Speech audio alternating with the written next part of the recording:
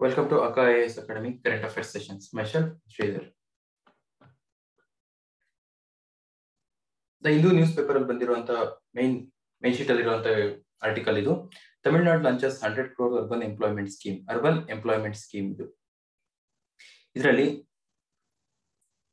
ಏನು corona time ಅಲ್ಲಿ ಆಗಿರ್ತಕ್ಕಂತ ಏನು ಎಕಾನಮಿ ಮೇಲೆ ಎಲ್ಲರ ಮೇಲೂ ಇದು ಪರಿಣಾಮ ಬೀರ್ತಕ್ಕಂಥ ಸಂದರ್ಭದಲ್ಲಿ ಹಲವಾರು ರಾಜ್ಯಗಳು ಮತ್ತೆ ಕೇಂದ್ರ ಸರ್ಕಾರ ಇತ್ಯಾದಿಯಾಗಿ ನಗರವಾಸಿಗಳಲ್ಲಿ ಇರುವಂತಹ ಏನು ಬಡತನ ಅನುಭವಿಸಿರ್ತಕ್ಕಂತಹ ಜನ ಏನೆಂದರೆ ಅಂತವರಿಗೆ ಉದ್ಯೋಗ ಅವಕಾಶಗಳನ್ನು ಸೃಷ್ಟಿ ಮಾಡಲು ಹಲವಾರು ಯೋಜನೆಗಳನ್ನ ಜಾರಿಗೆ ತಂದಿದ್ವು.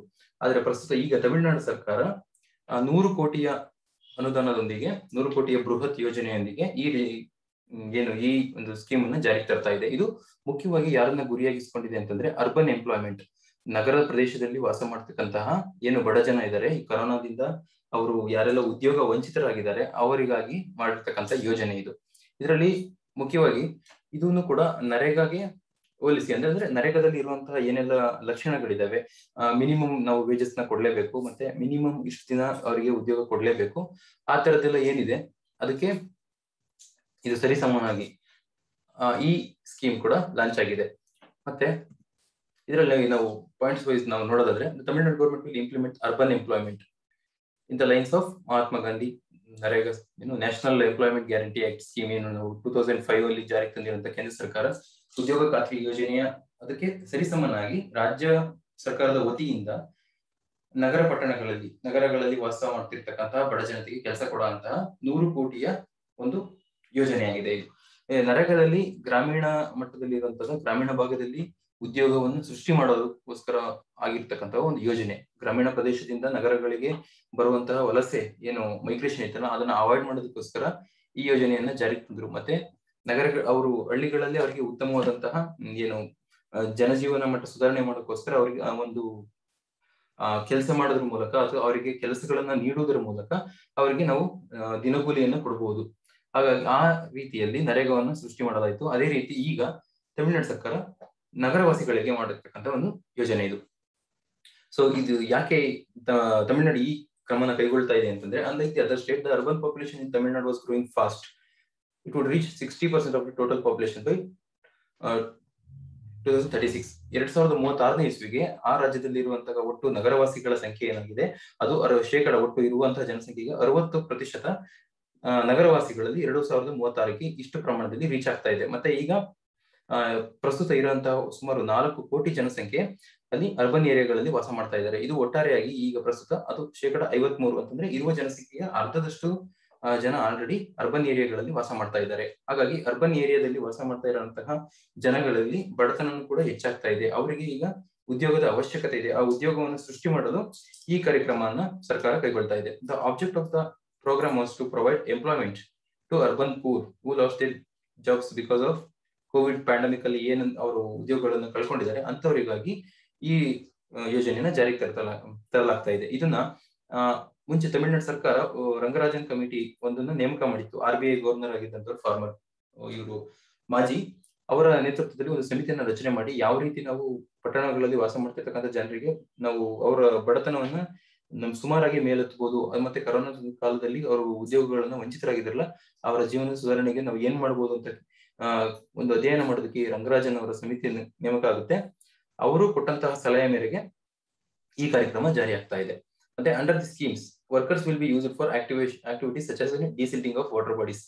ಈಗ ನಾವು ಗ್ರಾಮೀಣ ಮಟ್ಟದಲ್ಲಿ ನಾವು ನರೇಗಾ ಸ್ಕೀಮ್ಗಳಲ್ಲಿ ನೋಡೋದಾದ್ರೆ ನಾವು ಅಲ್ಲಿರುವಂತಹ ಹ್ಯೂಮನ್ ರಿಸೋರ್ಸ್ ನ ಬಳಸಿ ಈ ಯೋಜನೆಯನ್ನು ಹೊಲಗಳಲ್ಲಿ ಬದು ನಿರ್ಮಾಣ, ಮತ್ತೆ ತೆಂಗಿನ ತೋಟದ ಸಸಿಗಳನ್ನು ನೆಡೋದಕ್ಕೆ ನಾವು ಗುಂಡಿ ತೆಗೆಸುವಂತದ್ದು, ಮಳೆ ನೀರು ಸಂರಕ್ಷಣೆಗೋಸ್ಕರ ಕೃಷಿ ಹೊಂಡಗಳನ್ನ ತೆಗೆಸುವಂತದ್ದನ್ನ ನಾವು ಗ್ರಾಮೀಣ ಭಾಗದ ನರೇಗಾದಲ್ಲಿ ನೋಡ್ತೀವಿ. ಇಲ್ಲಿ ಯಾವ ರೀತಿ ಉದ್ಯೋಗಗಳನ್ನು ಸರ್ಕಾರ ಕೊಡ್ಬೇಕು ಅಂತ ಯೋಚನೆ ಮಾಡಿದೆ ಅಂತಂದ್ರೆ ವಾಟರ್ ಬಾಡೀಸ್ ಡಿಸಿಲ್ಟಿಂಗ್, ಅದರಲ್ಲಿ ಹೂಳು ತುಂಬಿರುವಂತದ್ದು ಕೆರೆ ಕಟ್ಟೆ ಕಾಲುವೆಗಳನ್ನ ಹೂಳನ್ನ ತೆಗೆಸುವಂತದ್ದಾಗಿರ್ಬೋದು, ಮತ್ತೆ ಮೇಂಟೆನೆನ್ಸ್ ಆಫ್ ಪಬ್ಲಿಕ್ ಪಾರ್ಕ್ಸ್ ಮತ್ತೆ ಅದರ್ ಪ್ಲೇಸಸ್, ಈ ತರದ್ದು ಏನು ಸರ್ಕಾರಿ ಸ್ವಾಮ್ಯದ ಅಡಿಯಲ್ಲಿರುವಂತಹ ಜಾಗಗಳಲ್ಲಿ ಅವರು ಕಾರ್ಯನಿರ್ವಹಿಸೋದಕ್ಕೆ ಈ ಯೋಜನೆಯಲ್ಲಿ ವ್ಯವಸ್ಥೆ ಮಾಡಲಾಗಿದೆ. ಹಾಗೆ ಇದೇ ರೀತಿ ತಮಿಳುನಾಡಿನ ಮಾದರಿಯಲ್ಲಿ ಭಾರತದ ಹಲವು ರಾಜ್ಯಗಳು ಇದೇ ಯೋಜನೆಯನ್ನ ಇದೇ ರೀತಿಯಾಗಿ ಹಮ್ಮಿಕೊಂಡಿದ್ದಾವೆ. ಇವು ಕೂಡ ನಗರವಾಸಿಗಳನ್ನ ಮುಖ್ಯವಾಗಿ ಗಮನದಲ್ಲಿಟ್ಟುಕೊಂಡು ಜಾರಿಯಾಗಿರ್ತಕ್ಕಂಥ ಯೋಜನೆಗಳು. ಅದರಲ್ಲಿ ಮುಖ್ಯವಾಗಿ ಜಾರ್ಖಂಡ್ ಇದು ಕೂಡ 100 ದಿನಗಳ ಉದ್ಯೋಗವನ್ನ ಕೊಡುವಂತ ಒಂದು ಯೋಜನೆಯನ್ನ ಜಾರಿಗೆ ತಂದಿದೆ. ಅದ್ರ ಹೆಸರು ಮುಖ್ಯಮಂತ್ರಿ ಶ್ರಮಿಕ್ ಅಂತ. ಇದರಲ್ಲಿ ನೋಡ್ಬೋದು ಶಹರಿ ರೋಜ್ಗಾರ್, ಪಟ್ಟಣದಲ್ಲಿ ಉದ್ಯೋಗಿಗಳಿಗೆ ಶಹರಿ ರೋಜ್ಗಾರ್ ಮಂಜೂರಿ ಫಾರ್ ಕಾಮ್ಗಾರ್ ಯೋಜನೆ. ಇದು ಜಾರ್ಖಂಡ್ ಸರ್ಕಾರದ ವತಿಯಿಂದ ಆಗಿರ್ತಕ್ಕಂಥದ್ದು ಮುಖ್ಯಮಂತ್ರಿ ಶ್ರಮಿಕ್ ಅಂತ. ಮತ್ತೆ ಒಡಿಶಾ ಸರ್ಕಾರದಿಂದ ಇದು ಕೂಡ 100 ಕೋಟಿಗಳ ಅನುದಾನದೊಂದಿಗೆ ಇದೇ ರೀತಿ ಯೋಜನೆಯನ್ನ ಜಾರಿಗೊಳಿಸಿದೆ. ಅದರಲ್ಲೂ ಕೂಡ ಅರ್ಬನ್ ವೇಜ್ ಎಂಪ್ಲಾಯ್ಮೆಂಟ್ ಇನಿಷಿಯೇಟಿವ್ ಅನ್ನೋ ಇದರಲ್ಲಿ ಜಾರಿಗೆ ತಂದಿದೆ. ಮತ್ತೆ ಕೇರಳ ಸರ್ಕಾರ runs Ayyankali urban employment guarantee scheme ಅಂತ. ಅಯ್ಯನ್ಕಾಲಿ ಅನ್ನೋ ಸ್ಕೀಮು ಕೇರಳ ಸರ್ಕಾರಕ್ಕೆ ಸಂಬಂಧಪಟ್ಟಿದ್ದು. ಇದರಲ್ಲಿ livelihood security of population in urban ಏರಿಯಾದಲ್ಲಿ ಇದರಲ್ಲಿ 100 days wages ಆಫ್ ಎಂಪ್ಲಾಯ್ಮೆಂಟ್ ಇರುತ್ತೆ. ಮತ್ತೆ ಅರ್ಬನ್ ಹೌಸ್ ಹೋಲ್ಡ್ಸ್ ಅದರಲ್ಲಿ ಇರುವಂತ ಅಡಲ್ಟ್ ಮೆಂಬರ್ಸ್ ಆಗಿರುವಂತದ್ದು ವಾಲಂಟರಿ ಆಗಿ ಬಂದು ಅವರು ಅನ್ಸ್ಕಿಲ್ಡ್ ಮ್ಯಾನ್ಯುವಲ್ ವರ್ಕ್ ಮಾಡುವಂತದ್ದು, ಇಲ್ಲಿ ಮೆಷಿನರಿ ಅಲ್ಲ ಮ್ಯಾನ್ಯುವಲ್ ವರ್ಕ್ ಮಾಡುವಂತ ಅವಕಾಶನ ಈ ಅಯ್ಯನ್ಕಾಲಿ ಅರ್ಬನ್ ಎಂಪ್ಲಾಯ್ಮೆಂಟ್ ಗ್ಯಾರಂಟಿ ಸ್ಕೀಮ್ ಅಲ್ಲಿ ಕೇರಳ ಸರ್ಕಾರ ಒದಗಿಸಿದೆ. ಮತ್ತೆ ಮಧ್ಯಪ್ರದೇಶ ಸರ್ಕಾರ ಯುವ ಸ್ವಾಭಿಮಾನ್ ಯೋಜನಾ ಅನ್ನೋ ಒಂದು ಕಾರ್ಯಕ್ರಮದ ಅಡಿಯಲ್ಲಿ ಬೋತ್ ಅನ್ಸ್ಕಿಲ್ಡ್ ಮತ್ತೆ ಸ್ಕಿಲ್ಡ್ ಇಬ್ಬರಿಗೂ ಕೌಶಲ್ಯ ಭರಿತ ಮತ್ತೆ ಕೌಶಲ್ಯ ರಹಿತ ಯಾರು ಕಾರ್ಮಿಕರಿದ್ದಾರೆ ಅವರಿಗೆ ಉದ್ಯೋಗ ಕೊಡುವಂತದ್ದು. ಇದು ಮುಖ್ಯವಾಗಿ ಅರ್ಬನ್ ಯೂತ್ ಅನ್ನ ಗಮನದಲ್ಲಿ ಇಟ್ಕೊಂಡು ಕೊಡುವಂತದ್ದಾಗಿದೆ. ಇದ್ರ ಜೊತೆಗೆ ಕೇಂದ್ರ ಸರ್ಕಾರ ಕೂಡ ಗರೀಬ್ ಕಲ್ಯಾಣ ಯೋಜನಾ ರೋಜ್ಗಾರ್ ಯೋಜನೆಯನ್ನು ಜಾರಿಗೆ ತಂತು. ಯಾರೆಲ್ಲ ಪಟ್ಟಣಗಳಿಂದ ಹಳ್ಳಿಗಳಿಗೆ ವಾಪಸ್ ಆದ್ರಲ್ಲ, ಮೈಗ್ರೇಷನ್ ಆಗೋ ಟೈಮಲ್ಲಿ ನಾವು ಸುದ್ದಿವಾಹಿನಿಗಳಲ್ಲಿ ಗಮನಿಸಿದೀವಿ. ದೊಡ್ಡ ದೊಡ್ಡ ನಗರಗಳಿಂದ ಮಹಾರಾಷ್ಟ್ರ ಆಗಿರ್ಬೋದು, ಕರ್ನಾಟಕ, ಇದರಿಂದ ಎಲ್ಲ ಉತ್ತರ ಭಾರತದ ಕಡೆಗೆ ಉತ್ತರ ಪ್ರದೇಶದ ಹಳ್ಳಿಗಳಿಗೆ ವಾಪಸ್ಸು ಪುನಃ ಆ ಕಾರ್ಮಿಕರೆಲ್ಲ ವಲಸೆ ಹೋದ್ರು. ಅಂತಹ ಸಂದರ್ಭದಲ್ಲಿ ಸರ್ಕಾರ ಅಲ್ಲಿ ಒಂದೇ ಬಾರಿಗೆ ಈಗ ಒತ್ತಡ ಆಗುತ್ತೆ, ನರೇಗಾ ಸ್ಕೀಮ್ ಮೇಲೆ ಒತ್ತಡ ಆಗೋದ್ರಿಂದ ಕೇಂದ್ರ ಸರ್ಕಾರನು ಕೂಡ ಬೃಹತ್ 20 ಲಕ್ಷ ಕೋಟಿಯ ಪ್ಯಾಕೇಜ್ ನೊಂದಿಗೆ ಗರೀಬ್ ಕಲ್ಯಾಣ ರೋಜ್ಗಾರ್ ಯೋಜನೆಯನ್ನು ಕೂಡ ಜಾರಿಗೆ ತಂತು.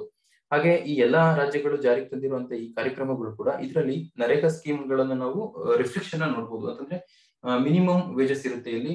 ಮತ್ತೆ ಈ ಕೇರಳ, ಒರಿಸ್ಸಾ ಈ ತರ ಸರ್ಕಾರಗಳು ಏನು ಜಾರ್ಖಂಡ್ ಈ ಸರ್ಕಾರಗಳ ಈ ಕಾರ್ಯಕ್ರಮಗಳಲ್ಲಿ ಮಹಿಳೆಯರು ಏನಾದ್ರು ಈ ಕೆಲ್ಸಕ್ಕೆ ಬಂದ್ರೆ ಅವರಿಗೆ 5 ವರ್ಷಗಳ ಒಳಗಿನ ಮಗು ಇದ್ರೆ ಆ ಮಗುವಿನ ಉಸ್ತುವಾರಿ ವಹಿಸಲು ಮತ್ತೆ ಅವರಿಗೆ ಸೂಕ್ತವಾದ ವ್ಯವಸ್ಥೆಯನ್ನ ಸರ್ಕಾರ ಕಲ್ಪಿಸ್ಕೊಡುತ್ತೆ.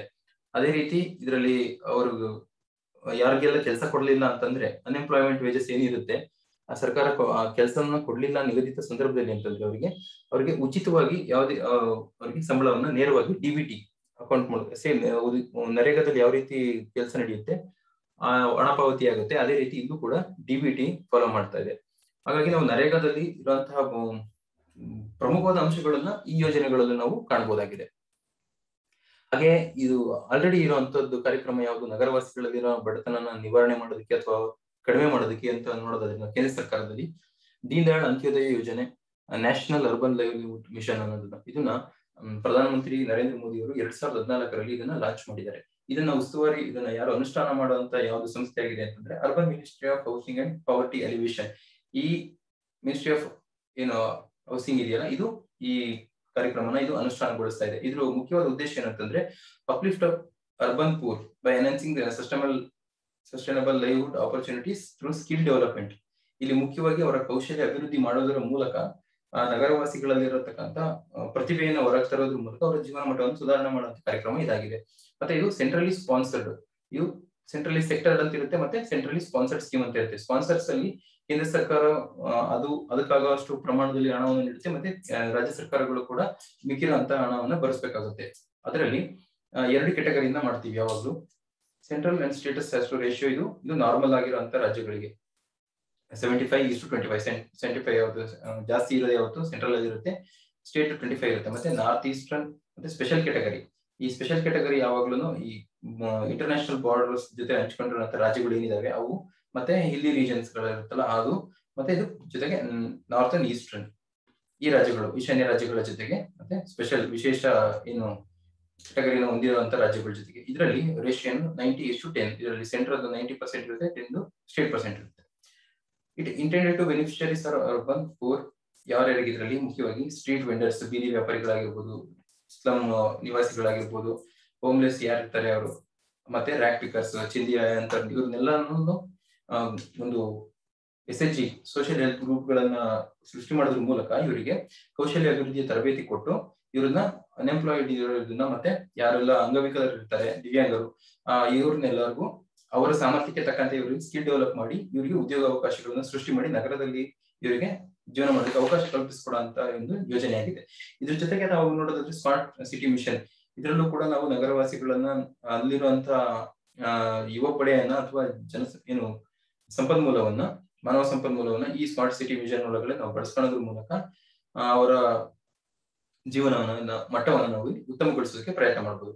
ಮತ್ತೆ Amrut, Atal mission for rejuvenation and urban transformation, ಇದು ಕೂಡ ಮಿನಿಸ್ಟ್ರಿ ಆಫ್ ಅರ್ಬನ್ ಅಫೇರ್ಸ್ ಕೆಳಗೆ ಬರುವಂತಹ ಒಂದು ಯೋಜನೆ.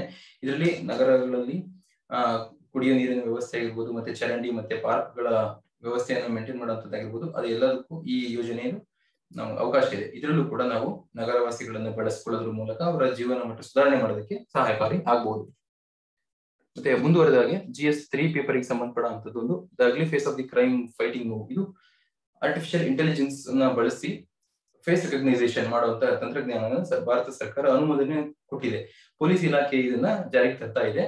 ಇದರಲ್ಲಿ ಕೃತಕ ಬುದ್ಧಿಮತ್ತೆಯನ್ನು ಬಳಸಿ ಮುಖಚರ್ಯೆಯನ್ನು ಸೆರೆ ಹಿಡಿಯುವಂತದ್ದು. ಇದರಲ್ಲಿ ಇದು ಭಾರತಕ್ಕೆ ಎಷ್ಟೆಲ್ಲ ಪರಿಣಾಮಕಾರಿಯಾಗಿ ಕೆಲಸ ಮಾಡಬಹುದು, ಮತ್ತೆ ಭಾರತದಲ್ಲಿ ಈ ರೀತಿಯಾದಂತಹ ಹೊಸ ತಂತ್ರಜ್ಞಾನ ಎಷ್ಟರ ಮಟ್ಟಿಗೆ ಕಾರ್ಯಾಚರಣೆ ಮಾಡುತ್ತೆ, ಮತ್ತೆ ಇದು ಎಷ್ಟರ ಮಟ್ಟಿಗೆ ನಾಗರಿಕ ಹಕ್ಕುಗಳ ಉಲ್ಲಂಘನೆ ಮಾಡಬಹುದು ಅನ್ನೋ ಒಂದು ಅನಾಲಿಸಿಸ್ ನ ಮಾಡಿದ್ದಾರೆ ಇವರು. ಸೊ ಈ ಆರ್ಟಿಕಲ್ ಅಲ್ಲಿ ನಾವು ಗಮನಿಸೋದಾದ್ರೆ, to empower the Indian police ವ್ಯವಸ್ಥೆಯ ಅದರ ಮಾಹಿತಿ ತಂತ್ರಜ್ಞಾನವನ್ನು ಸುಧಾರಣೆ ಮಾಡುವ ನಿಟ್ಟಿನಲ್ಲಿ India approved the implementation of national automatic facial recognitions. So short form ಇದನ್ನ NAFRS ಅಂತ ನಾವು ಕರಿತೀವಿ. To facilitate investigation of crime and detention criminals in a quick and timely manner. ನಿಗದಿತ ಸಮಯದೊಳಗೆ ಮತ್ತೆ ತ್ವರಿತಗತಿಯಲ್ಲಿ ಅಪರಾಧಗಳನ್ನ ಪತ್ತೆ ಹಚ್ಚೋದಕ್ಕೋಸ್ಕರ ಮತ್ತೆ ಕ್ರಿಮಿನಲ್ ಪ್ರಕರಣಗಳನ್ನ ಭೇದಿಸೋದಕ್ಕೋಸ್ಕರ ಇಂಡಿಯನ್ ಪೊಲೀಸ್ ವ್ಯವಸ್ಥೆಗೆ ಈ national automated facial recognition system ನ ಜಾರಿಗೊಳಿಸಲು ಭಾರತ ಸರ್ಕಾರ ಅನುಮೋದನೆ ನೀಡಿದೆ. ಇದರಲ್ಲಿ Indian loss and order enforcement is curious mix. ಯಾಕೆ ಕ್ಯೂರಿಯಸ್ ಮಿಕ್ಸ್ ಅಂತಂದ್ರೆ, ಇದು ಯಾವಾಗಲೂ ಒಂದು ಕುತೂಹಲದ ಒಂದು ವಿಷಯ. ಭಾರತದ ಪೊಲೀಸ್ ವ್ಯವಸ್ಥೆ ನಮಗೆ ಶುರುವಾಗೋದು 1861, 1857 ಏನು ದಂಗೆ ನಡೆಯುತ್ತೆ. ಅದಾದ ನಂತರ ದೇಶದಲ್ಲಿ ಒಂದು ಸುಭದ್ರವಾದ ಪೊಲೀಸ್ ವ್ಯವಸ್ಥೆ ಜಾರಿಗೊಳಿಸುವ ನಿಟ್ಟಿನಲ್ಲಿ 1861ರಲ್ಲಿ ಪೊಲೀಸ್ ವ್ಯವಸ್ಥೆಯನ್ನ ಜಾರಿಗೆ ತರ್ತಾರೆ. ಇದರಲ್ಲಿ ಹಳೆಯ ಕಾನೂನುಗಳು ಇದಾವೆ, ಮತ್ತೆ ಈಗ ನಾವು ಮಾಡರ್ನ್ ಟೆಕ್ನಾಲಜಿನ ಬಳಸಿ ಈ ಕಾಲಕ್ಕೆ ತಕ್ಕಂತೆ ನ್ಯಾಷನಲ್ ಆಟೋಮೇಟೆಡ್ ಏನು ಫೇಸ್ ರೆಕಗ್ನೈಸೇಷನ್ ಸಿಸ್ಟಮ್ ಕೂಡ ನಾವು ಈಗ ಇನ್ಕ್ಲೂಡ್ ಮಾಡಕ್ಕೆ ಪ್ರಯತ್ನ ಮಾಡ್ತಾ ಇದೀವಿ. ಸೊ ಇದೊಂದು ಅನಾದಿ ಕಾಲ ಏನು ನಾವು ಅನಾರ್ಕಿಯಲ್ ಲಾಸ್ ಅಂತ ಹೇಳ್ತೀವಿ, ಅವಾಗಿನ ಕಾಲದ್ದು ಮತ್ತೆ ಈಗಿನ ಕಾಲದ್ದು ಎರಡರ ಸಮ್ಮಿಶ್ರಣ ಇದು. ಹಾಗಾಗಿ ಇದರಲ್ಲಿ ಯಾವ ರೀತಿ ಪೊಲೀಸ್ ವ್ಯವಸ್ಥೆ ಇದನ್ನ ಬಳಸುತ್ತೆ ಅನ್ನೋದನ್ನು ನಮ್ಗಿನ್ನ ಗೊತ್ತಾಯಿಲ್ಲ. ಇದು ಎಷ್ಟರ ಮಟ್ಟಿಗೆ ಇದು ಪರಿಣಾಮಕಾರಿಯಾಗಿ ಜಾರಿಯಾಗುತ್ತೆ, ಇದರಿಂದ ಏನೇನೆಲ್ಲ ಅನುಕೂಲ ಅನಾನುಕೂಲ ಅನ್ನೋದು ಇದು ಜಾರಿಯಾದ ನಂತರ ತಿಳಿದು ಬರುವಂತದ್ದಾಗಿದೆ. ಸೊ ಹಾಗಾಗಿ ಪೊಲೀಸ್ ವ್ಯವಸ್ಥೆ ಭಾರತ ದೇಶದಲ್ಲಿ ಜಾರಿಯಾದಾಗಿನಿಂದನೂ ಅದರ ಸುಧಾರಣೆಗೋಸ್ಕರ ಹಲವಾರು ಸಮಿತಿಗಳನ್ನ ಸ್ವತಂತ್ರ ಪೂರ್ವ ಮತ್ತೆ ಸ್ವತಂತ್ರದ ನಂತರ ಸರ್ಕಾರಗಳು ರಚನೆ ಮಾಡ್ತಾನೆ ಬಂದಿದ್ದಾವೆ. ಮುಖ್ಯವಾಗಿ ನಮಗೆ ಈ ಪೊಲೀಸ್ ವ್ಯವಸ್ಥೆಯನ್ನ ಮಾಡರ್ನೈಸೇಷನ್ ಮಾಡುವ ನಿಟ್ಟಿನಲ್ಲಿ ನೋಡೋದಾದ್ರೆ, ನಾವು 1967 ನಲ್ಲಿ ಮಾಡರ್ನೈಸೇಷನ್ಗೋಸ್ಕರ ಒಂದು ಕಮಿಷನ್ ರಚನೆ ಆಗುತ್ತೆ. ಇದರಲ್ಲಿ ಮುಖ್ಯವಾಗಿ ಅವರ ಎಕ್ವಿಪ್ಮೆಂಟ್ಗಳು ಮತ್ತೆ ಪೊಲೀಸ್ ಸ್ಟೇಷನ್ ಅನ್ನ ಉತ್ತಮ ಗುಣಮಟ್ಟದಲ್ಲಿ ಮತ್ತೆ ಅಲ್ಲಿ ಬರುವಂತ ಕಂಪ್ಲೇಂಟ್ ಕೊಡುವಂತ ವ್ಯವಸ್ಥೆಯನ್ನ ಸುಧಾರಣೆ ಮಾಡುವ ನಿಟ್ಟಿನಲ್ಲಿ 1967ರಿಂದ ಹಿಡಿದು 2015ರವರೆಗೂ ಹಲವಾರು ಪೊಲೀಸ್ ಕಮಿಷನ್ ರಿಫಾರ್ಮ್ಸ್ ಗಳು ಆಗಿದ್ದಾವೆ. ಮತ್ತೆ ಕಾಲಕಾಲಕ್ಕೆ ಸುಪ್ರೀಂ ಕೋರ್ಟ್ ನಲ್ಲಿ ನಡೆಯುವಂತ ಪ್ರಕರಣಗಳಲ್ಲೂ ಕೂಡ ಸುಪ್ರೀಂ ಕೋರ್ಟ್ ಗಮನಿಸಿರೋ ತರ ಪೊಲೀಸ್ ವ್ಯವಸ್ಥೆಯಲ್ಲಿ ಕಂಪ್ಲೇಂಟ್ ಕೊಡೋ ವ್ಯವಸ್ಥೆಯನ್ನ ಸರಳೀಕರಣಗೊಳಿಸಬೇಕು, ಮತ್ತೆ ಅಪರಾಧಿಗಳನ್ನ ಪತ್ತೆ ಹಚ್ಚುವಂತ ತಂತ್ರಜ್ಞಾನವನ್ನ ಉನ್ನತ ದರ್ಜೆಗೆ ಏರಿಸಬೇಕು ಅಂತ ಹೇಳಿ ಹಲವಾರು ಪ್ರಕರಣಗಳಲ್ಲಿ ಸುಪ್ರೀಂ ಕೋರ್ಟ್ ಕೂಡ ಹೇಳಿದೆ. ಸೊ ಆ ನಿಟ್ಟಿನಲ್ಲಿ ಈ ಏನು ಹೊಸ ಅಪ್ಗ್ರೇಡೇಷನ್ ಆಗ್ತಾ ಇದೆ ಟೆಕ್ನಾಲಜಿ, ಇಂಪ್ಲಿಮೆಂಟೇಷನ್ ಆಗ್ತಾ ಇದೆ ಹೊಸದಾಗಿ, ಇದು ಕೂಡ ಇದೊಂದು ಸ್ವಾಗತಾರ್ಹವಾದದ್ದು ಒಂದು. ಮತ್ತೆ ಈಗ ಪ್ರಸ್ತುತ ನಮ್ಮ ಭಾರತ ದೇಶದಲ್ಲಿ the personal data protection bill 2019, ಇದು BN ಶ್ರೀಕೃಷ್ಣ ಅವರ ಅಧ್ಯಕ್ಷತೆಯಲ್ಲಿ ಆಗಿರ್ತಕ್ಕಂಥ ಇದೊಂದು ಸಮಿತಿ ರಚನೆ ಮಾಡಿದ್ದು, ಅವರು ತಯಾರಿಸಿರ್ತಕ್ಕಂಥ ಒಂದು ಇದು ಬಿಲ್. ಇದು BN ಶ್ರೀಕೃಷ್ಣ ಅವರ ಅಧ್ಯಕ್ಷತೆಯಲ್ಲಿ ಆಗಿರತಕ್ಕಂಥ ಒಂದು still is under A joint parliamentary. ಇದು ಸತತವಾಗಿ 2019 ಇಂದ ಏನು ಜಾಯಿಂಟ್ ಪಾರ್ಲಿಮೆಂಟರಿ ಕಮಿಟಿ ಕೆಳಗಡೆ ಇದು ರಿವ್ಯೂಗೋಸ್ಕರ ಅಲ್ಲೇ ವೇಟಿಂಗ್ ಅಲ್ಲಿ ಇದೆ. ಇದು ಇನ್ನೂ ಅಪ್ರೂವ್ಡ್ ಆಗಿಲ್ಲ. ಇದು there is a lack of rights law to control who get access and for what purposes. ಈ ನಮಗೆ ಡಾಟಾ ಪ್ರೊಟೆಕ್ಷನ್ ಬಿಲ್ ಅಲ್ಲಿ ನಮ್ಮ ಭಾರತದ ಯಾವುದೇ ನಾಗರಿಕನ ಹಕ್ಕುಗಳು ಡಾಟಾ ಪ್ರೊಟೆಕ್ಷನ್ IT ಸಂಬಂಧಪಟ್ಟಿರೋ ತರ ಇದು ಒಂದು ಫ್ರೇಮ್ ವರ್ಕ್ ಅನ್ನ ಮಾಡೋಕ್ಕೋಸ್ಕರ ಜಾರಿ ಆಗ್ತಿರುವಂತಹ ಒಂದು ಬಿಲ್. ಆದ್ರೆ ಇದುವರೆಗೂ ಇದು ಇನ್ನೂ ಜಾರಿಯಾಗಿಲ್ಲ. ಇದುವರೆಗೂ ನಾಗರಿಕರಿಗೆ ಯಾವುದೇ ರೀತಿಯ ಪರ್ಸನಲ್ ಡಾಟಾ ಪ್ರೊಟೆಕ್ಷನ್ ಅನ್ನೋದು ಯಾವುದೇ ರೀತಿಯ ನಮಗೆ ಕಾನೂನು ಚೌಕಟ್ಟಿನೊಳಗೆ ನಮಗೆ ರಕ್ಷಣೆ ಇಲ್ಲ ಇರತಕ್ಕಂಥದ್ದು. ಹಾಗಾಗಿ ಅದರ ಜಾರಿಗಾಗಿ ಇದಕ್ಕೆ ಪ್ರೇರಣೆ ಏನು ಅಂತಂದ್ರೆ 2017 ನಲ್ಲಿ ಆಗಿರ್ತಂತ ಏನು ಪುಟ್ಟಸ್ವಾಮಿ ಕೇಸ್ ನಲ್ಲಿ 9 ಜನ ಜಡ್ಜ್ಗಳು ಕೂತು ಕೊಟ್ಟಿರುವಂತ ತೀರ್ಪು ಆರ್ಟಿಕಲ್ 21 ಏನಿದೆ ಅದು ರೈಟ್ ಟು ಪ್ರೈವಸಿ ಆಗಿ ಘೋಷಣೆ ಆಗಿದೆ. ಅದಕ್ಕೆ ಪೂರಕವಾಗಿ ಸರ್ಕಾರ ಈ ಪರ್ಸನಲ್ ಡಾಟಾ ಪ್ರೊಟೆಕ್ಷನ್ ಬಿಲ್ ಅನ್ನ ಜಾರಿಗೊಳಿಸ್ತಾ ಇದೆ. ಇದರಲ್ಲಿ ಯಾವುದೇ ನಾಗರಿಕನ ಹಕ್ಕನ್ನು, ಖಾಸಗಿ ಹಕ್ಕನ್ನು ಇಲ್ಲಿ ಮಾನ್ಯ ಮಾಡುವುದು ಮತ್ತೆ ಅದನ್ನ ರಕ್ಷಣೆ ಮಾಡುವಂತದ್ದು ಸರ್ಕಾರದ ಜವಾಬ್ದಾರಿಯಾಗಿದೆ ಅಂತ ಹೇಳಿದೆ. ಅದರ ಪೂರಕವಾಗಿ ಈ ಬಿಲ್ ಇನ್ನ ರಿವ್ಯೂ ಅಲ್ಲಿದೆ. So there is a lack of rights law to control who get access for what purposes. ನೋಡಿ, ನಾವೀಗ ಈ ಏನು ಆಟೋಮೇಟೆಡ್ ಫೇಶಿಯಲ್ ರೆಕಗ್ನೈಸೇಷನ್ ಸಿಸ್ಟಮ್ ಇದೆ, ಇದರಲ್ಲಿ ಯಾರು ಕಂಟ್ರೋಲ್ ಮಾಡ್ತಾರೆ, ಇದನ್ನ ಎಲ್ಲಿ ಇನ್ಸ್ಟಾಲ್ ಮಾಡ್ತೀವಿ, ಮತ್ತೆ ಇದು ಎಲ್ಲಿವರೆಗೂ ಡಾಟಾ ಇದ್ರಲ್ಲಿ ಸೇವ್ ಆಗುತ್ತೆ, ಆ ತರದ್ರಲ್ಲಿ ಯಾವುದೇ ರೀತಿ ಮಾಹಿತಿ ಇಲ್ಲ. ಯಾಕೆ ಅಂತಂದ್ರೆ ಇದು ಕ್ಯಾಪ್ಚರ್ ಮಾಡುವಂತ ಡಾಟಾನ ಯಾರು ಸ್ಟೋರ್ ಮಾಡ್ತಾರೆ, ಎಲ್ಲಿವರೆಗೂ ಯಾವ ಕಾಲದವರೆಗೂ ಆಗುತ್ತೆ ಅನ್ನೋದಕ್ಕೆ ದೇಶದಲ್ಲಿ ಯಾವುದೇ ರೀತಿಯ ಕಾನೂನು ಇಲ್ಲ. ಹಾಗಾಗಿ ಇದು ಪ್ರಶ್ನೆ ಆಗಿದೆ. There is a lack of rights to control who get access for what purposes. ಇದನ್ನ ಯಾರೆಲ್ಲ ಬಳಸ್ತಾರೆ, ಇದಕ್ಕೆ ಯಾರೆಲ್ಲ ಆಕ್ಸೆಸ್ ಸಿಗುತ್ತೆ ಅನ್ನೋದಕ್ಕೆ ಇಲ್ಲಿ ಪ್ರಶ್ನೆ ಆಗಿದೆ. ಮತ್ತೆ every state has its own police force. Police ಅನ್ನೋ ಸಬ್ಜೆಕ್ಟ್ ಏನಿದೆ ಅದು ಸ್ಟೇಟ್ ಸಬ್ಜೆಕ್ಟ್ ಲಿಸ್ಟ್ ಅಲ್ಲಿ ಇರುವಂತದ್ದು. ಹಾಗಾಗಿ ರಾಜ್ಯದ ಕಾನೂನು ಸುವ್ಯವಸ್ಥೆಯನ್ನು ಕಾಪಾಡುವಂತ ವಿಷಯ ರಾಜ್ಯಗಳ ಮೇಲೆ ಇರೋದ್ರಿಂದ ಎಲ್ಲ ರಾಜ್ಯಗಳು ತನ್ನದೇ ಆದಂತ ಒಂದು ಪೊಲೀಸ್ ಪಡೆಗಳನ್ನ ಹೊಂದಿದ್ದಾವೆ ಮತ್ತೆ ಅದಕ್ಕೆ ಪೂರಕವಾಗಿರುವಂತಹ ಕಾನೂನುಗಳನ್ನ ಮಾಡ್ಕೊಂಡಿದ್ದಾವೆ. ಆದ್ರೆ making it's difficult to track criminals when they cross over the different States.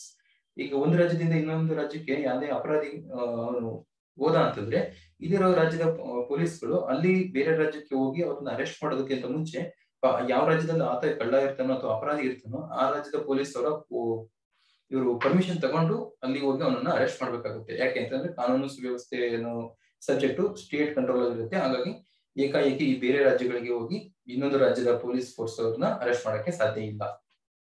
ಹಾಗಾಗಿ ಇಲ್ಲಿ ಎಲ್ಲ ಸಪರೇಟ್ ಆಗಿರುವಂತಹ ರಾಜ್ಯಗಳು ಅವ್ರದೇ ಆದಂತಹ ಕಾನೂನುಗಳನ್ನು ಹೊಂದಿರ್ತವೆ. ಹಾಗಾಗಿ ಇಲ್ಲಿ ಅಪರಾಧಿಗಳು ಬೇರೆ ರಾಜ್ಯಕ್ಕೆ ಹೋದಾಗ ಇಲ್ಲಿ ತೊಡಕಾಗುತ್ತೆ, ಅವರನ್ನ ವಿಚಾರಣೆಗೊಳಪಡಿಸುವಂತದ್ದು ಅಥವಾ ಅರೆಸ್ಟ್ ಮಾಡಿಸುವಂತದ್ದು.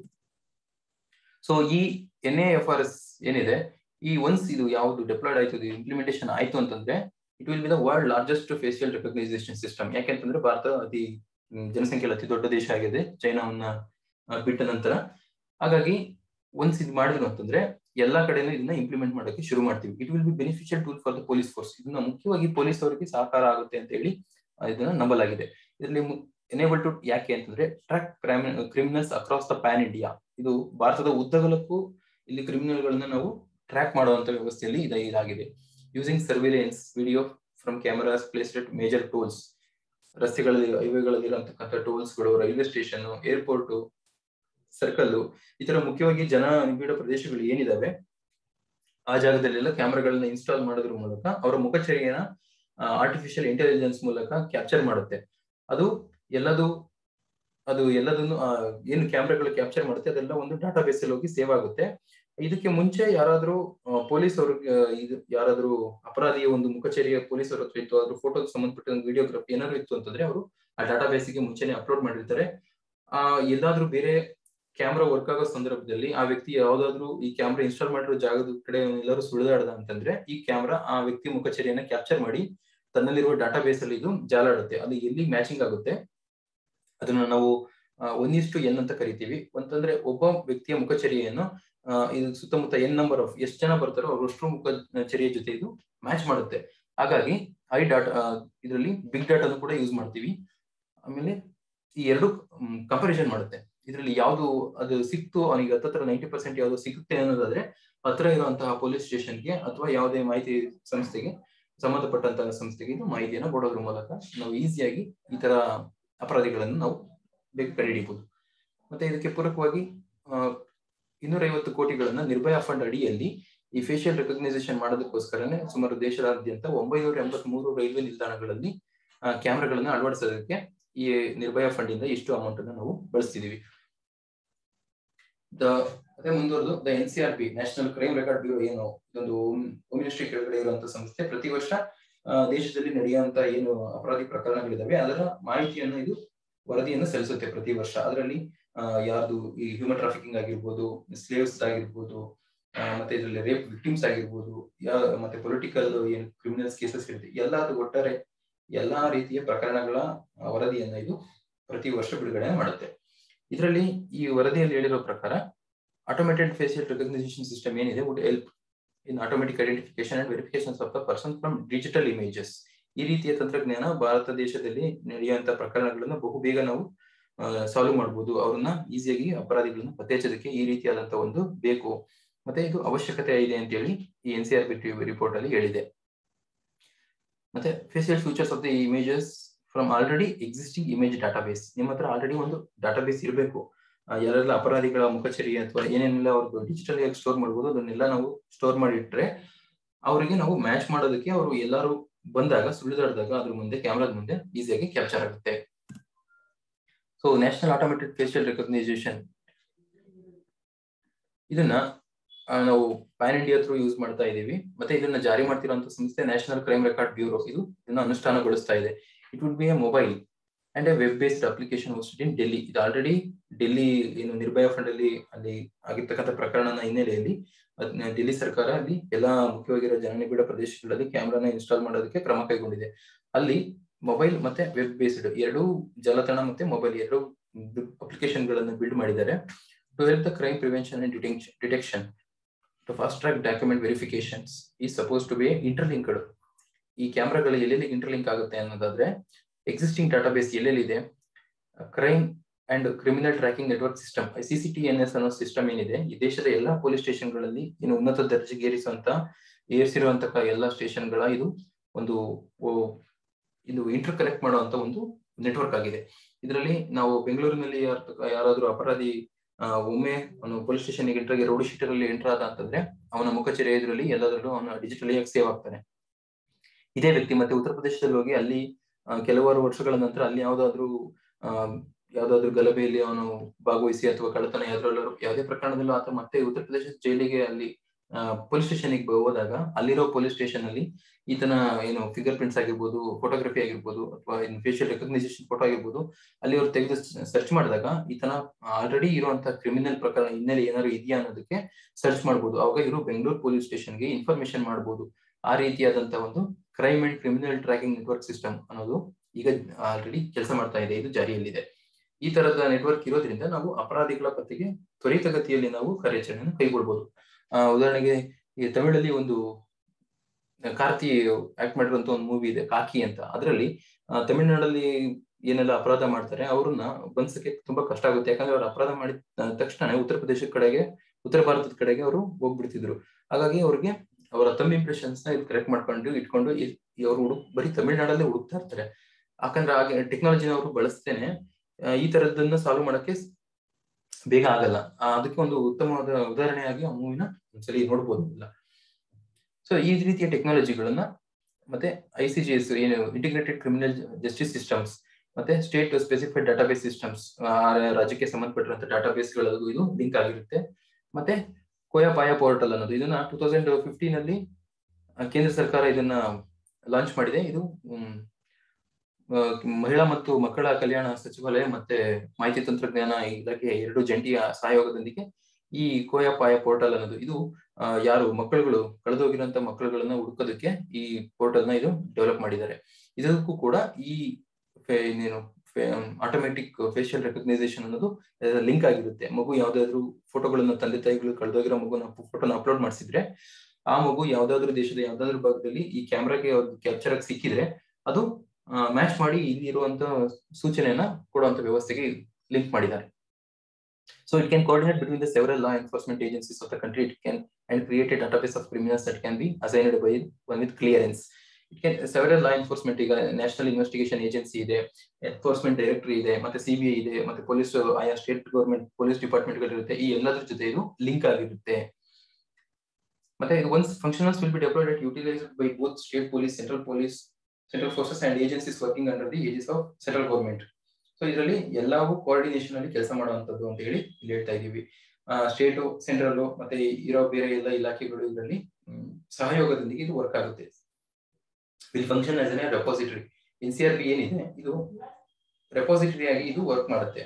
ಯಾವ್ದೆಲ್ಲ ಇದಕ್ಕೆ ಮಾಹಿತಿ ಸಿಗುತ್ತೆ ಇದನ್ನ ಡಾಟಾ ಬೇಸ್ ಅನ್ನೆಲ್ಲ ಮೇಂಟೈನ್ ಮಾಡುವಂತದ್ದು NCRB ಆಗಿರುತ್ತೆ. ಹಾಗಾಗಿ repository of the photographs criminals present within the country.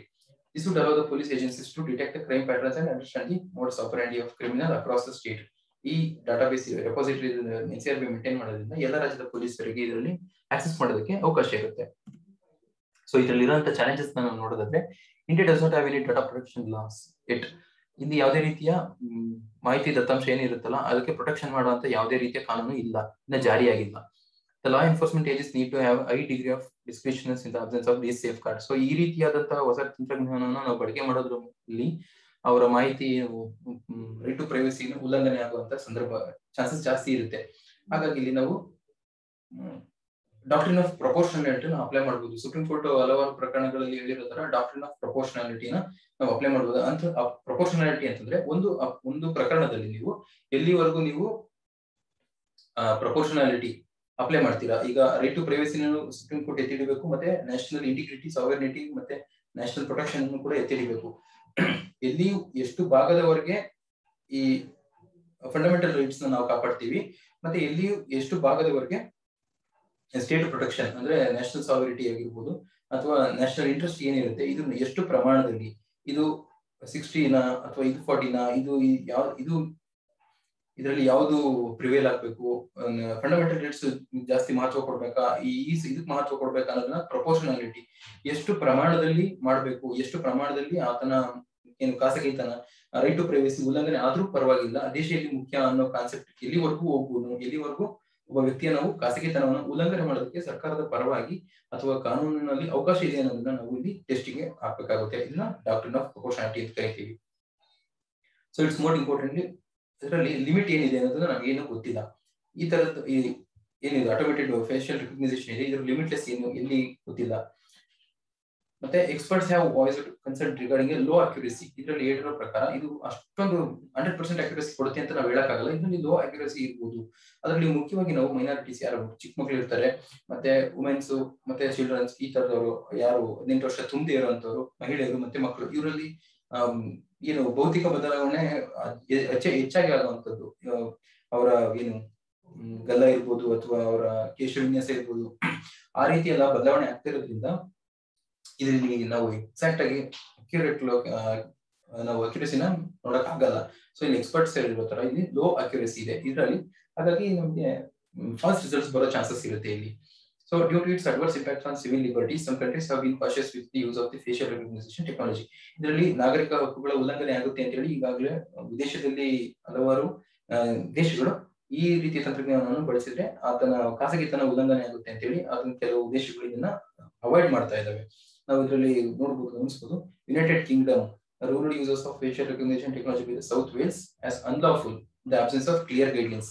ನೀವು ಸರ್ಕಾರದ ಪರವಾಗಿ ಅಥವಾ ಏನು ಶಾಸನಾತ್ಮಕ ಸಭೆಗಳಲ್ಲಿ ನಿರ್ಣಯ ಆಗಿರತಕ್ಕಂಥ ಒಂದು ಕಾನೂನು, ಪರಿಪೂರ್ಣವಾದ ಕಾನೂನು ಇದಕ್ಕೆ ಸಂಬಂಧಪಟ್ಟಿರೋ ತರ ಯಾವುದೇ ರೀತಿಯ ಅದರಲ್ಲಿ ಕಾನೂನುಗಳು ಇಲ್ಲದೆ ಇರುವಂತಹ ಸಂದರ್ಭದಲ್ಲಿ ಈ ರೀತಿಯಾದಂತಹ ಹೊಸ ಟೆಕ್ನಾಲಜಿ ಮೂಲಕ ಅವರ ರೈಟ್ ಟು ಪ್ರೈವಸಿನ ಹತ್ತಿಕ್ಕುವಂತ ಕಾರ್ಯಕ್ರಮ ಆಗ್ಬೋದು.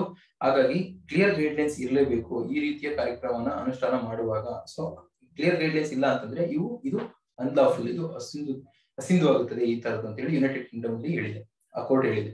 ಸೊ ಅಮೆರಿಕದಲ್ಲಿ facial recognisation and biometric technology moratorium act 2020 ಜಾರಿಯಾಗಿರ್ತಕ್ಕಂಥ ಒಂದು ಕಾನೂನು ಏನಿದೆ, ಇದರಲ್ಲಿ ಏನ್ ಹೇಳಿದರೆ ಯಾವುದೇ ರೀತಿಯ ಬಯೋಮೆಟ್ರಿಕ್ ಸರ್ವೆಲೆನ್ಸ್ ನ ಅವರು ಪ್ರಾಹಿಬಿಟ್ ಮಾಡುತ್ತೆ ವಿತೌಟ್ ಸ್ಟ್ಯಾಟ್ಯೂಟರಿ ಆಥರೈಸೇಷನ್. ಶಾಸನಸಭೆಯ ಅನುಮೋದನೆ ಇಲ್ಲದೆ ಇದ್ರೆ ಯಾವುದೇ ರೀತಿಯ ಈ ರೀತಿಯಂತ ಫೇಶಿಯಲ್ ರೆಕಗ್ನೈಸೇಷನ್ ಅಥವಾ ಬಯೋಮೆಟ್ರಿಕ್ ಟೆಕ್ನಾಲಜಿ ಮೂಲಕ ಆ ವ್ಯಕ್ತಿಯನ್ನ ಪತ್ತೆ ಹಚ್ಚೋದಂತದಾಗಲಿ ಅವು ಯಾವುದೇ ರೀತಿ ಮಾಡಬಾರ್ದು. ಅದು ಶಾಸನಸಭೆಯ ಅನುಮತಿ ಇಲ್ಲದೇನಿದ್ರೆ ಅದನ್ನ ನಾವು ಅಸಿಂಧುಗೊಳಿಸ್ತೀವಿ ಅಂತ ಹೇಳಿ ಅಮೆರಿಕ ಹೇಳಿದೆ. So NRF is a powerful tool. ಇದೊಂದು ತುಂಬಾ ಪರಿಣಾಮಕಾರಿಯಾಗಿರ್ತಕ್ಕಂಥ ಒಂದು ಟೂಲ್ ಇದು. Due to diligence is needed before it's made available to the law enforcement across the country. ಇದರಲ್ಲಿ ನಾವು ಒಂದು ಜನರಿಗೆ ವಿಶ್ವಾಸ ಮೂಡಿಸುವಂತದ್ದು ಮತ್ತೆ ಈ ಲಾ ಎನ್ಫೋರ್ಸ್ಮೆಂಟ್ ಅವ್ರಿಗೂ ಕೂಡ ಒಂದು ಟ್ರೈನಿಂಗ್ ನ ಕೊಡ್ಬೇಕಾಗುತ್ತೆ.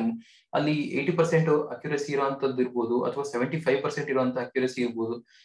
ಈ ರೀತಿ ಕೊಟ್ಟಾಗ ಅಲ್ಲಿರುವಂತ ಏನು ಹ್ಯೂಮನ್ ರಿಸೋರ್ಸ್ ಗೆ ಇದ್ರ ಬಗ್ಗೆ ಅರಿವಿಲ್ಲ ಅಂತಂದ್ರೆ ಅವರು ಯಾರನ್ನ ಬೇಕಾದ್ರೂ ಅನುಮಾನ ಪಟ್ಟು ಅವ್ರನ್ನ ಅರೆಸ್ಟ್ ಮಾಡುವಂತ ಸಂಭವ ಇರುತ್ತೆ. ಹಾಗಾಗಿ ಈ ತರದ ಟೆಕ್ನಾಲಜಿಗಳಿಗೆ ನಾವು ಪರಿಪೂರ್ಣವಾಗಿ ಅವರಿಗೆ ಒಂದು ಟ್ರೈನಿಂಗ್ ಅನ್ನೆಲ್ಲ ಮುಂಚೆನೆ ಕೊಟ್ಟಿರಬೇಕಾಗುತ್ತೆ. ಮತ್ತೆ before implementing any format of the facial recognition systems, our country needs to safeguard its citizens. ಮತ್ತೆ it needs to ensure that citizens feel safe. ಈ ರೀತಿಯ ಕಾರ್ಯಕ್ರಮಗಳು ಜಾರಿಯಾಗಕ್ಕೆ ಮುಂಚೆನೆ ಒಂದು ಜನಕ್ಕೆ ಭಯ ಇದೆ. ಈಗ ನಾವು ಕಳೆದ ಲೋಕಸಭೆ ಅಧಿವೇಶನದಲ್ಲಿ ನೋಡಿದೀವಿ, ಪೆಗಸಸ್ ಹಗರಣದಿಂದನೇ ಪೆಗಸಸ್ ಏನು ನಮ್ಮ ಮೇಲೆ ಆಗಿದೆ, ಗೂಢಚರ್ಯೆ ಆಗಿದೆ ಅಂತ ಹೇಳಿ ವಿರೋಧ ಪಕ್ಷಗಳು ಗೊಂದಲ ಎಬ್ಬಿಸಿ ಅಧಿವೇಶನಗಳು ಸರಿಯಾಗಿ ನಡೀಲಿಲ್ಲ. ಹಾಗಾಗಿ ಇದಕ್ಕೆ ಒಂದು ತಾರ್ಕಿಕ ಅಂತ್ಯ ಇನ್ನೂ ಸಿಕ್ಕಿಲ್ಲ. ಕೋರ್ಟ್ ಅಲ್ಲೂ ಕೂಡ ಇದನ್ನ ಪ್ರಶ್ನೆ ಮಾಡಲಾಗಿದೆ. ಹಾಗಾಗಿ ನಾಗರಿಕರಿಗೂ ಕೂಡ ನಮ್ಮ ಮೇಲೆ ಸರ್ಕಾರ ತರ್ತಕ್ಕಂಥ ಒಂದು ಯಾವುದೇ ಹೊಸ ಕಾನೂನುಗಳು ಅಥವಾ ತಂತ್ರಜ್ಞಾನಗಳು ನಮಗೆ ಒಂದು ಸುರಕ್ಷತೆ ಭಾವನೆಯನ್ನ ಮೂಡಿಸೋ ರೀತಿ ಇರಬೇಕು. ಅವರಿಗೆ ಇದ್ರ ಬಗ್ಗೆ ನಾವು ಸರ್ಕಾರ ಅರಿವನ್ನ ಮೂಡಿಸ್ಬೇಕು. ಆ ರೀತಿಯಾದಲ್ಲಿ ಮಾತ್ರ ಇಂಥ ಕಾರ್ಯಕ್ರಮಗಳು ಯಶಸ್ವಿಯಾಗಿ ಸಮಾಜದ ಘಾತಕ ಶಕ್ತಿಗಳನ್ನ ನಾವು ಬೇಗ ಕಂಡುಹಿಡಿಯೋದ್ರಲ್ಲಿ ಅಥವಾ ಕ್ರಿಮಿನಲ್ ಪ್ರಕರಣಗಳನ್ನ ಬೇಯಿಸೋದ್ರಲ್ಲಿ, ಮಕ್ಕಳು ಏನು ಚೈಲ್ಡ್ ಮಿಸ್ಸಿಂಗ್ ಆಗುವಂತದ್ದು ಇಂಥವಕ್ಕೆಲ್ಲವಕ್ಕೂ ನಾವು ಒಂದು ತಡೆಯನ್ನು ಒಡ್ಬೋದು. ಇದು ಆಗುವಂತ ಪ್ರಕರಣಗಳನ್ನ ನಾವು ಕಡಿಮೆ ಮಾಡ್ಬೋದು. ಮತ್ತೆ ಫೇಶಿಯಲ್ ರೆಕಗ್ನೈಸೇಷನ್ ಇಂದ ಉಪಯೋಗಗಳನ್ನ ನಾವು ನೋಡೋದಾದ್ರೆ, ಈಗ ದೊಡ್ಡ ಏರ್ಪೋರ್ಟ್ ಗಳಲ್ಲೆಲ್ಲ ಪ್ರತಿಯೊಬ್ಬರನ್ನು ನಾವು ಐಡೆಂಟಿಫೈ ಮಾಡಿ ಬಿಡಕ್ಕಾಗಲ್ಲ. ಅದೊಂದು ತುಂಬಾ ಒಂದು ಹರ್ಕ್ಯುಲಿಯಸ್ ಟಾಸ್ಕ್ ಆಗುತ್ತೆ.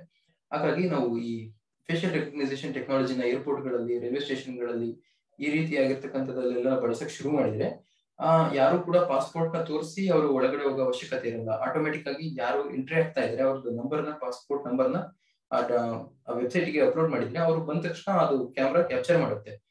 ಇವರು ಇದೇ ವ್ಯಕ್ತಿನೇ ಬಂದಿದ್ದಾರೆ ಅನ್ನೋದನ್ನ ಬೇಗ ಅವ್ರಿಗೆ ಗೊತ್ತಾಗುತ್ತೆ. ಸೊ ಅವರು ಈಸಿಯಾಗಿ ಯಾವುದೇ ಮ್ಯಾನ್ಯುಯಲ್ ಏನು ವೆರಿಫಿಕೇಶನ್ ಇಲ್ಲದೇನೆ ಆಟೋಮೆಟಿಕ್ ಆಗಿ ಅವರು ಒಳಗೆ ಹೋಗ್ಬೋದು. ಅದೇ ರೀತಿ ಯಾರೆಲ್ಲ ದೇಶ ಬಿಟ್ಟು ಪರಾರಿಯಾಗುವಂತ ಸಂದರ್ಭದಲ್ಲೂ ಕೂಡ ಈ ತರದ ಟೆಕ್ನಾಲಜಿ ಬೇಗ ನಾವು ಕಂಡುಹಿಡಿಯಬಹುದು ಅದನ್ನ. ಸೊ ಟೆಕ್ನಾಲಜಿನ ಒಳ್ಳೆ ತರದಲ್ಲಿ ಬಳಸಿದ್ರೆ ಅದರಿಂದ ಒಳ್ಳೇದೇ ಆಗುತ್ತೆ, ಸಮಾಜಕ್ಕೂ ಕೂಡ ಆರೋಗ್ಯಕರವಾಗಿ, ಸಮಾಜಕ್ಕೂ ಕೂಡ ಉತ್ತಮವಾದ ಕೊಡುಗೆ ಆಗುತ್ತೆ. So next article, climate changes catalyst for Arctic cooperation. ಈ ಆರ್ಟಿಕಲ್ ಮುಖ್ಯವಾಗಿ GS2 ಸಂಬಂಧಪಡುವಂತದ್ದು. ಇದು ಇಂಟರ್ನ್ಯಾಷನಲ್ ರಿಲೇಶನ್ಶಿಪ್ ಅಲ್ಲೂ ಬಳಸಬಹುದು, ಮತ್ತೆ ಕ್ಲೈಮೇಟ್ ಚೇಂಜ್ ಎನ್ವಿರಾನ್ಮೆಂಟ್ ಸಂಬಂಧಪಟ್ಟಿರೋ ತರನ ಈ ಒಳ್ಳೆ ಆರ್ಟಿಕಲ್ ಇದು. ಇದನ್ನ ಕಂಪ್ಲೀಟ್ ಆಗಿ ಓದಿ. ಇದರಲ್ಲಿ ಅವರು ಮುಖ್ಯವಾಗಿ ಆರ್ಕಟಿಕ್ ಅಲ್ಲಿ ಸುತ್ತಮುತ್ತ ನಡೀತಕ್ಕಂಥ ಏನು ನಡೀತಾ ಇದೆ ಇವಾಗ ಅದರ ವಿದ್ಯಮಾನದ ಬಗ್ಗೆ ಇವರು ಚರ್ಚೆ ನಡೆಸಿದ್ದಾರೆ. ಇವರು ಜಿಂದಾಲ್ ಗ್ಲೋಬಲ್ ಯೂನಿವರ್ಸಿಟಿ ಸೋನಿಪಟ್ ಹರಿಯಾಣದಲ್ಲಿ ಇರುವಂತ ಒಬ್ರು ಟಾಟಿಯಾ ಬಿರೋಸ್ ಅನ್ನೋ ಸ್ಟೂಡೆಂಟ್ ಇವರು ಬರೆದಿರುವಂತ ಒಂದು ಆರ್ಟಿಕಲ್ ಇದು. ಸೊ ಇದರಲ್ಲಿ ಅವರು ಏನ ಕ್ಲೈಮ್ ಮಾಡ್ತಿದ್ದಾರೆ ಅಂದ್ರೆ, it's tempting to view the current geopolitics of the Arctic through the lenses of the great power competitions.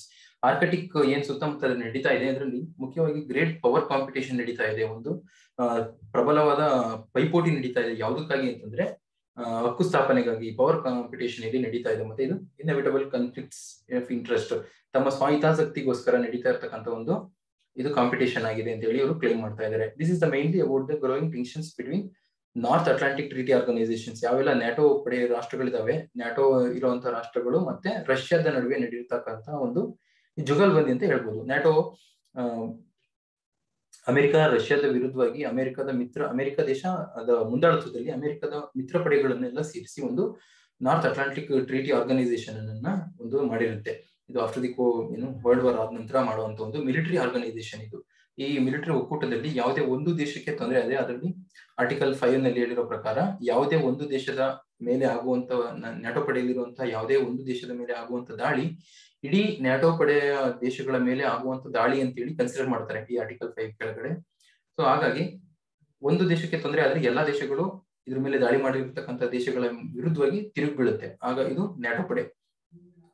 ಮತ್ತೆ ಈ ರಷ್ಯಾ ಮತ್ತೆ US ಎರಡು, ಇದು US ಲೀಡರ್ಶಿಪ್ ಅಲ್ಲಿ ಆಗಿರುವಂತಹ ಒಂದು ನ್ಯಾಟೋ ಪಡೆ. ಮತ್ತೆ ರಷ್ಯಾ ಮತ್ತೆ US ಯಾವಾಗ್ಲೂ ನಮ್ಗೆ ಅವರು ರೈವಲರೀಸ್, ಅವರು ಒಂಥರ ಟ್ರೆಡಿಷನಲ್ ರೈವಲರೀಸ್ ಅವರು. ಹಾಗಾಗಿ ಇವರು ಏನು ಕೋಲ್ಡ್ ವಾರ್ ಅಲ್ಲೂ ಆಗೋ ತನಕ, ಕೋಲ್ಡ್ ವಾರ್ ಇರೋದ್ರಲ್ಲಿ ಇವ್ರದ್ದು ತಿಕ್ಕಾಟ ಎಲ್ಲಾ ಹಂತಗಳಲ್ಲೂ ಜೋರಾಗಿತ್ತು. ಇವರು ಲೂನರ್ ಮಿಷನ್ ಮಾಡಿದ್ರೆ ಅಮೆರಿಕನ ಒಂದು ಮಾಡ್ಬೇಕು, ಇವ್ರೊಂದು ಬಾಂಬ್ ಕಂಡಿಡಿದ್ರೆ ಇವ್ರು ಕಂಡಿಡಿಬೇಕು ಅನ್ನೋ ಒಂದು ರೇಸ್ ಅಲ್ಲಿ ಇದ್ದಂಥವ್ರು ಇವರು. ಅದಾದ್ಮೇಲೆ ಇದು ಕೋಲ್ಡ್ ವಾರ್ ಎಂಡ್ ಆಗುತ್ತೆ 1992 ನಲ್ಲಿ. ಅದಾದ ನಂತರ ಎರಡು ದೇಶಗಳು ಸ್ವಾಭಾವಿಕವಾಗಿ ಹಿಂದೆ ಸರಿತವೆ. There are 8 countries that have direct access to the Arctic resource. ನೋಡಿ, ಆರ್ಕಟಿಕ್ ರೀಜನ್ಗೆ ನೇರವಾಗಿ 8 ದೇಶಗಳು ಇಲ್ಲಿ ನೇರವಾಗಿ ಆಕ್ಸೆಸ್ ನ ಹೊಂದಿದಾವೆ. ಕೆನಡಾ ಇರ್ಬೋದು, Denmark, Finland, island, Norway and Russian federation, ಮತ್ತೆ ಸ್ವೀಡನ್, ಮತ್ತೆ ಜೊತೆಗೆ US ಕೂಡ ಇದೆ. ಈ 8 ದೇಶಗಳು ನೇರವಾಗಿ ಆರ್ಕಟಿಕ್ ಭಾಗಕ್ಕೆ ಇವರು ನೇರವಾಗಿ ಸಂಪರ್ಕವನ್ನು ಹೊಂದಿರುವಂತಕ್ಕಂಥದ್ದು. ಮತ್ತೆ ಆರ್ಕಟಿಕ್ ನೇರವಾಗಿ ಸಂಪರ್ಕ ಹೊಂದಿದ್ದಾರೆ ಅಂತಂದ್ರೆ ಅಲ್ಲಿರುವಂತಹ ಸಂಪನ್ಮೂಲಗಳಿಗೂ ಕೂಡ ಇವರು ಕೈ ಚಾಚಿಸ್ತಾರೆ. In 2013, 6 observers joined the councils, including China, Japan, India. ಇಲ್ಲಿ ಭಾರತಕ್ಕೂ ಕೂಡ ಇಲ್ಲಿ ಅಬ್ಸರ್ವರ್ ವೀಕ್ಷಕ ಸ್ಥಾನವನ್ನು ಇಲ್ಲಿ ಸಿಕ್ಕಿದೆ. 2013 ಅಲ್ಲಿ ನಮಗೆ ಆರ್ಕಟಿಕ್ ಕೌನ್ಸಿಲ್ ನ ವೀಕ್ಷಕ ಸ್ಥಾನ ನಮಗೆ ದೊರೆತಿದೆ. ಹಾಗೆ Italy, south Korea and Singapore bringing the total number two the total 13 + 82. ಇದ್ರ ಜೊತೆಗೆ ನಮಗೆ ಎಕ್ಸ್ಟ್ರಾ ಸೇರಿ 13 ಆಗಿದೆ. So by the end of the Cold War, the geopolitical tension and security concern it are almost forgotten. ಏನು ಇದೆಲ್ಲ ಹತ್ರ ಇರುವಂತಹ ದೇಶಗಳು ಇವು ಒಂದಕ್ಕೊಂದು ತಿಕ್ಕಾಟ ನಡೆಸ್ತಾ ಇದ್ವು. ಏನು ಶೀತಲ ಸಮರ ಅಂತ ಏನ್ ಹೇಳ್ತೀವಿ ಕೋಲ್ಡ್ ವಾರ್ ಅಲ್ಲಿ, ಆ ಟೈಮ್ ಅಲ್ಲಿ ಇವು. ಅದಾದ ನಂತರ ಏನು ಕೋಲ್ಡ್ ವಾರ್ ನ ಕಡಿಮೆ ಆಗುತ್ತೆ. ರಷ್ಯಾ ಡಿಸ್ಇಂಟಿಗ್ರೇಟ್ ಆದ ನಂತರ ಸ್ವಲ್ಪ ಕೋಲ್ಡ್ ವಾರ್ ಕಡಿಮೆ ಆಗುತ್ತೆ. ನೀವು ಇಲ್ಲಿ ಗಮನಿಸಬಹುದು, ಇದೆಲ್ಲವೂ ಆರ್ಕಟಿಕ್ ಕೌನ್ಸಿಲ್, ಇಲ್ಲೊಂದು ಇಮ್ಯಾಜಿನರಿ ಲೈನ್ ಡ್ರಾ ಮಾಡಿದ್ದಾರೆ.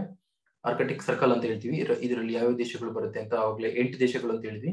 ಕೆನಡಾ, ಅಮೆರಿಕ, ಇಲ್ಲಿ ರಷ್ಯಾ, ಅಮೆರಿಕ ಅಂತಂದ್ರೆ ಮೈನ್ ಲ್ಯಾಂಡ್ ಇಂದ ಬಿಟ್ಟು ಇದು ಅಲಾಸ್ಕಾ, ಈ ಅಲಾಸ್ಕಾ ಭಾಗವನ್ನ ಕೆನಡಾದಿಂದ ಅಮೆರಿಕ ಪರ್ಚೇಸ್ ಮಾಡಿರುವಂತ ಜಾಗ, ಹಾಗಾಗಿ ಇದು ಅಮೆರಿಕಕ್ಕೆ ಇದು ಸೇರುತ್ತೆ.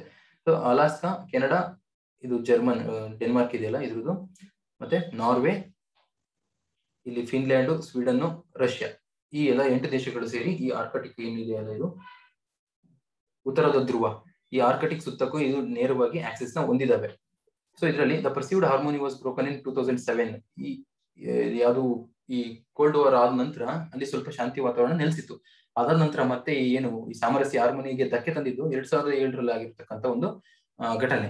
ಅದರಲ್ಲಿ ಏನಾಯ್ತು, Russia explorers planted the flag on the seabed below the north pole to the articulate Moscow claims the Arctic. ಇಲ್ಲಿ ಹೋಗಿ ಈ ರಷ್ಯಾ ಏನ್ ಮಾಡುತ್ತೆ, ಇಲ್ಲಿ ಹೋಗಿ ಒಂದು ಬಾವುಟ ಇಡುತ್ತೆ, ಈ ಜಾಗ ನಂದು ಅಂತ ಹೇಳಿ ಅದು ಘೋಷಣೆ ಮಾಡುತ್ತೆ.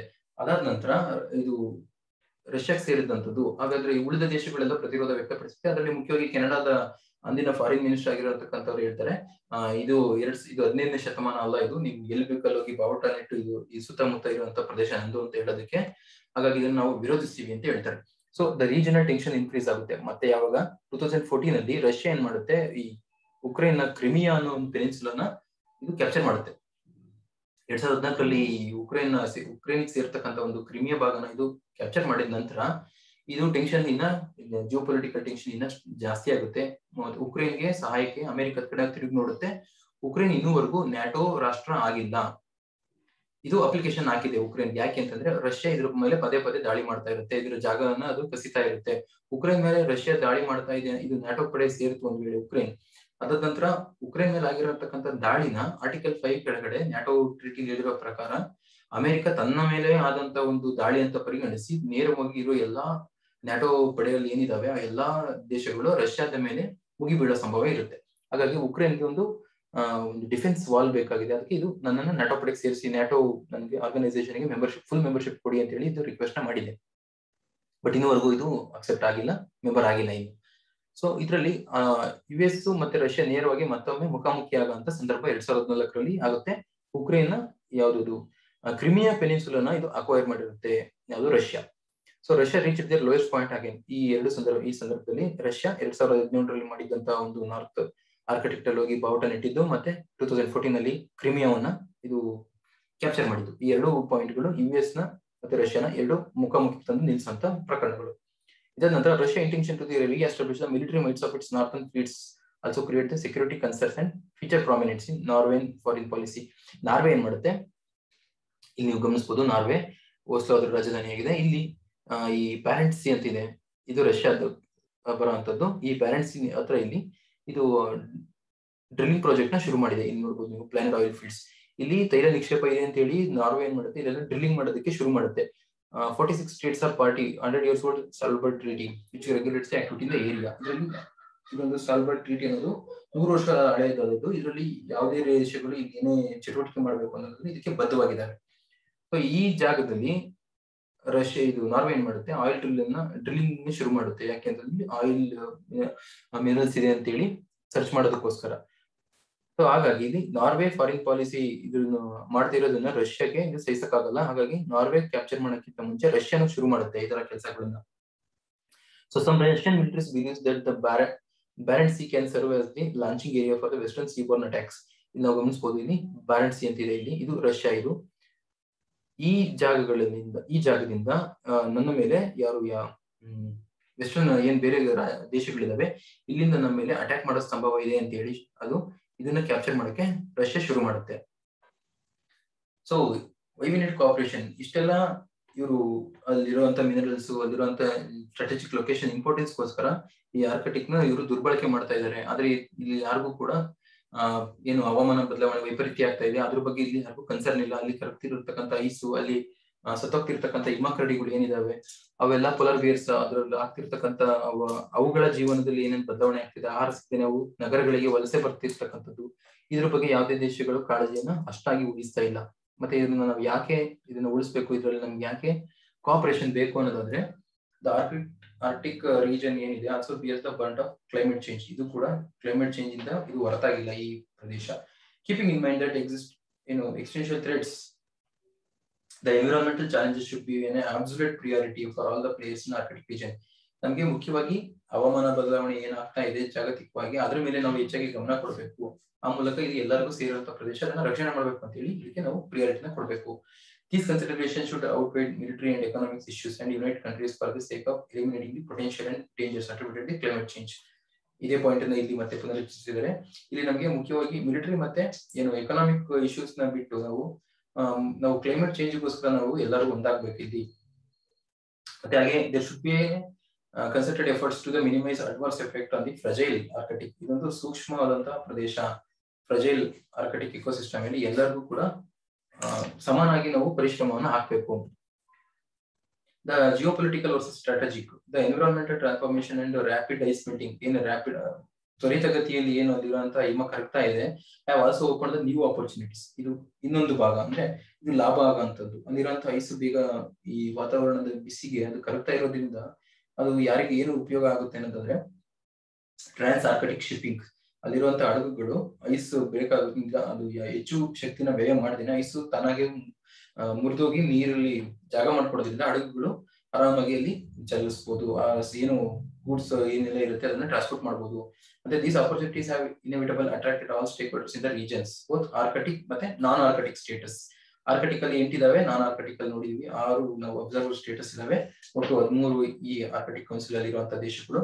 ನಾನ್ ಆರ್ಕಟಿಕ್ ಸ್ಟೇಟಸ್ ಗಳನ್ನು ಕೂಡ ಇದು ಅಟ್ರಾಕ್ಟ್ ಮಾಡ್ತಾ ಇದೆ. ಉದಾಹರಣೆಗೆ ಚೈನಾ, ಇದು self proclaimed status of near Arctic states. ಆ 8 ದೇಶಗಳು ಏನಿದಾವೆ ಇದು ಆರ್ಕಟಿಕ್ ಸ್ಟೇಟ್ ಅಲ್ಲಿ ನಾನಿದ್ದೀನಿ ಅಂತ ಕ್ಲೈಮ್ ಮಾಡಿದ್ರೆ, ಈ ದೇಶ ಏನ್ ಹೇಳ್ತಿದೆ ಚೈನಾ, ನಾನು ಆರ್ಕಟಿಕ್ ಹತ್ರ ಇದ್ದೀನಿ, ಸೊ ನಿಯರ್ ಆರ್ಕಟಿಕ್ ಸ್ಟೇಟ್ ನಾನು, ಸೊ ನನಗೂ ಕೂಡ ರೈಟ್ಸ್ ಇದೆ, ನಾನು ಕ್ಲೈಮ್ ಮಾಡ್ತೀನಿ, ನನ್ನ ಜಾಗನೂ ಅಲ್ಲಿ ನನಗೂ ಪಾಲಿದೆ ಅಂತ ಹೇಳಿ ಈ ಚೈನಾ ಕ್ಲೈಮ್ ಮಾಡ್ತಾ ಇದೆ.